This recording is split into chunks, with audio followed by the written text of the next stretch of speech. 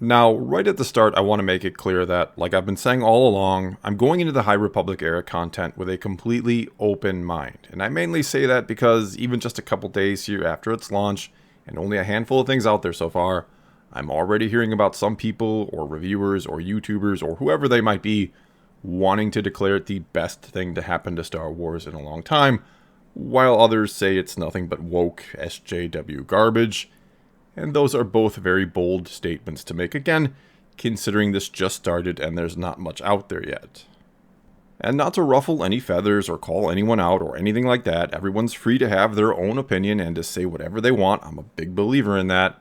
But I think a lot of people decided if they were going to love or hate this, defend or attack it, long before they ever read their first page of a novel or looked at a single panel of a comic, whereas I just want to let the content speak for itself and judge it that way. If I think it is genuinely good, I'll say as much, and if I don't, I'll let you know that way too. And before even getting into it here and reviewing the first comic, which is the High Republic #1 from Marvel, let me again briefly go over what the High Republic era even is, because I still see a lot of people confused about this.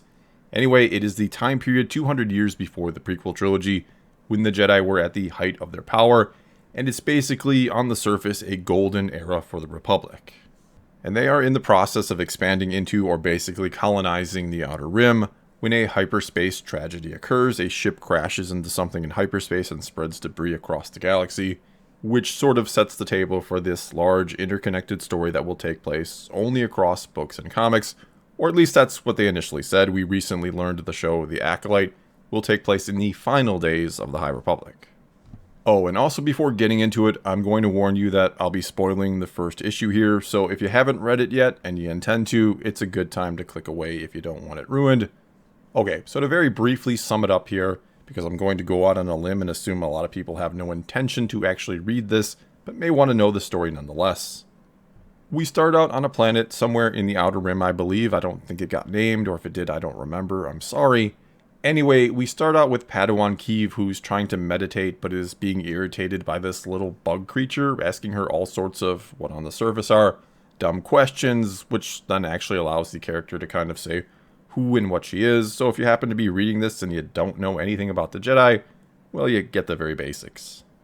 She then gets attacked by a one-armed Trandoshan wielding a blue lightsaber. A brief scuffle ensues. She wins, and we ultimately find out it's her master, and that at first we think they're here for training, but then it turns out she's actually here facing her Jedi trials, which entails her having to climb to the top of these tall needle-like things and to try to recover something he's put up there. And of course, as she's trying to do this, her little bug friend is bothering her, and she's also showing quite a bit of self-doubt, anger, and frustration. She then gets attacked by these even larger bug creatures, which is when we cut to the Starlight Beacon, which is sort of a way station or symbol of hope that's been constructed in the Outer Rim and is constantly broadcasting, you guessed it, a beacon in order to help ships navigate. We then learn that no marshal has been assigned to the station yet, and so Yoda shows up and offers the job to Avar Kriss, a Jedi who, in the promotional material, has literally been described as the best of the best. We then go back to the planet, and with the help of someone at the station, Keeve, this Padawan, puts it together that these insects are a kind that migrate across this part of the galaxy, and that they usually don't attack inhabited worlds, and that they follow the gravitational pull of suns to navigate, but that Starlight Beacon is interfering with that somehow, so she comes up with a plan to use her ship to lure them away, which of course works. She then thinks she's failed the trial, that she failed to focus because she put the well-being of the little bug people over her mission, and she promises to do better next time. But of course that's not the case. Because of putting them first, she actually then passes the trial and will get knighted, and she even sheds a tear afterwards. And that's pretty much the end, other than the Trandoshan Jedi getting attacked by someone in the final panel, which I guess is our big mystery that's supposed to encourage us to buy issue 2. So, alright, to start with my overall thoughts here, I don't think this was as bad as some people claim it is, nor is it anywhere near as good as others say it is. It's actually just a pretty average story and or comic, and not a great first issue when you consider this is what really needs to grab your attention and is supposed to make you want to keep buying the title. But other than the little tease at the end where the Trandoshan master randomly gets attacked by someone, There's nothing to encourage you to want to come back. There's no hint of the greater threat to the galaxy we keep hearing about in the promotional material, where the tagline seems to be what would scare or put fear into the heart of a Jedi. And I do get they want to build the mystery and keep it a secret and all that, but I still think they should have thrown us at least some sort of bone with that right away, something to hint to the bigger story that's to come. And I honestly think we see Yoda right away in this first issue as a way of them being like, oh, look, something cool and familiar. You should totally keep reading this series or title, instead of the book itself or the story and the main characters within it giving me that reason. Because, oddly enough, I consider a good comic one that, when I get to the end or the last page, I want to immediately turn to the next page even though it's not there. In other words, I want to read that next issue because the story itself was that good and left me hanging, or I feel satisfied with the conclusion of a story arc that I just got. And I don't get either feeling here, which is not to say the story was horrible. It's just nothing special, and the characters certainly don't jump off the page at you, if you will. In fact, looking at it from a more Star Wars perspective now, or a in-universe perspective, the main character, Keeve, is something of an oddity here for a Jedi. And no, I'm not talking about her hair or the way she looks. I really don't care about that. Instead, she seems to be very frustrated, a bit angry, and full of self-doubt. And she also doesn't seem to see the forest for the trees, if you will, what with her not understanding it was okay to ditch her child to help the bug people and their village. She also has a bit of a swearing problem, which I think is supposed to make her endearing somehow to us, the reader, but it just feels kind of off to me. I don't know how a Jedi develops a swearing problem where they're literally swearing at their knighting ceremony and at Jedi Masters, but whatever, I guess. Anyway, I just have a hard time believing she would get knighted. Again, she seems to have so much anger and so much self-doubt, and then she cries after being knighted.